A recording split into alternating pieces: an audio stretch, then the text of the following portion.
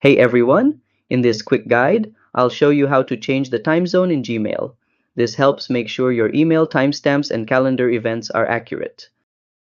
Let's get started. Step 1. First, go to gmail.com and log in. Click the Google Apps icon, 9 dots on the top right, and open Google Calendar, since Gmail uses your calendar settings for time zone. Step 2. Inside Google Calendar, click the gear icon in the top right corner and select Settings. Step 3. Under Time Zone, you'll see your current setting. Click the drop-down and select your correct time zone from the list.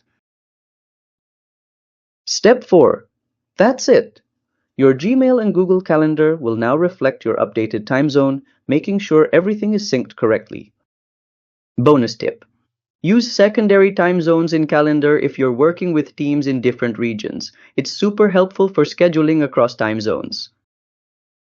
If this helped, don't forget to like and subscribe to How to Tutor for more quick tech guides. See you in the next video.